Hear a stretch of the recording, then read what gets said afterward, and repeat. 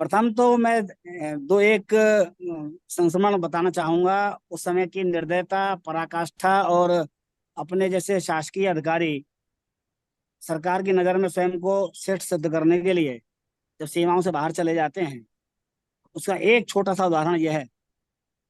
एक बहुत वरिष्ठ और बड़े कर्मठ कार्यकर्ता थे, रामचंद्र जी वीर, और वह नगर पालिका में पंप ऑपरेटर थे। उनको जेल भेज दिया गया, उनकी सेवा समाप्त हो गई।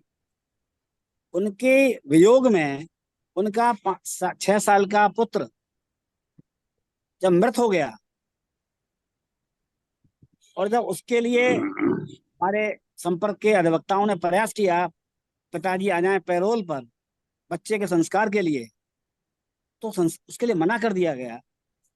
मुझे खूब याद है, मेरे पिताजी उस बच्चे के शव को एम्बेसडर कार की डिक्की में रखकर, और हमारे जो अधिवक्ता थे, यहाँ के चेयरमैन भी रहे हैं पहले, सब जानते हैं, सुरेश कृष्ण जी भार्गव, वो साथ में गए।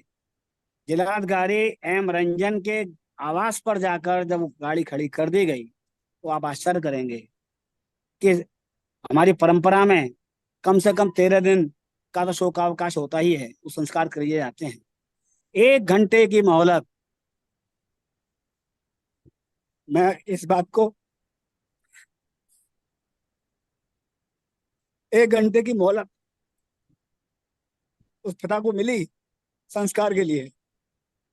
दूसरे हमारे कार्यकर्ता थे नंदकिशोर भाटिया, उनके जब घर की कुर्की की गई डीआईआर में बंद किए गए, और जब वो उनकी जमानत पर आ गए और कार्य कर रहे थे संगठन का ही, यही तानाशाही का विरोध, तो उनको दोबारा उनका वारंट वीसा में जारी किया गया। और उनके न मिलने पर जब उनके घर की कुर्की की गई, उनका आवास मथुरा के प्रसिद्ध मंदिर द्वारकाधीश के पीछे कुआ वाली गली में था। बुआ गली में। कुआ वाली गली में, आप आश्चर्य करेंगे, हालांकि पुलिस ऐसे तांडव अब भी करती है, यदा कदा अपनी मर्जी से करती है, कोई कहता नहीं है।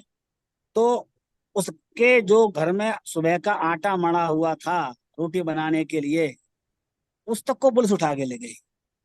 माताजी की साड़ी ले गई जो पहने हुई थी, उतरवा के वो पेटीकोट में रह गई। ऐसी दुर्दांत स्थिति।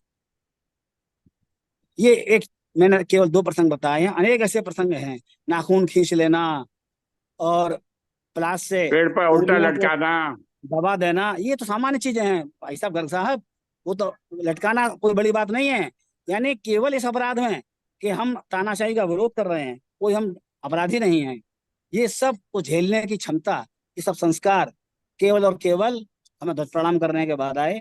और मेरा सौभाग्य है, जहां तक अभी पूछा आपने रविकांत जी से, घर वालों को क्या हाल था, उनका कितना सहयोग था या विरोध था, या आप लायक थे या नालायक थे उनकी दृष्टि में, तो मैं ये कहना चाहूंगा, क्योंकि मेरे पिताजी स्वयंसेवक थे और संघ पर प्रथम प्रतिबंध लगा था गांधी जी की हत्या के बाद, तो संघ पर आरोप लगा था हत्या करवाने का, नाथूराम गौडसे संघ के स्वयंसेवक हैं। उस 48 में मेरे पिताजी भी सत्याग्रह किए थे, और वह आगरा की सेंट्रल जेल में रहे थे। आर्मी की जो सेवा थी उनकी पे अकाउंट ऑफिस में, वो नछावर हो गई थी। वो मुझे कहानियां सुनाया करते थे जेल की और संघर्ष की। वो बचपन के संस्कार मिले कि हम भी ऐसा कभी करेंगे, तो वो मौका आ ही गया था सन 75 में।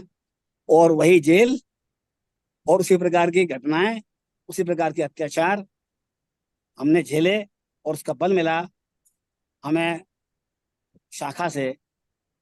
मुझे सौभाग्य है कि मेरे चाचा जी मुझे 5 वर्ष की उम्र से शिवाजी शाखा ले जाया करते थे। ध्वज प्रणाम और नमस्ते सदा वत्सले ने यह प्रेरणा दी कि हम कुछ भी कर सकते हैं देश के लिए, हमें करना चाहिए। जी बिल्कुल। और ये एट्रोसिटीज की जो बातें हैं वो वाकई में दिल दहलाने वाली हैं कि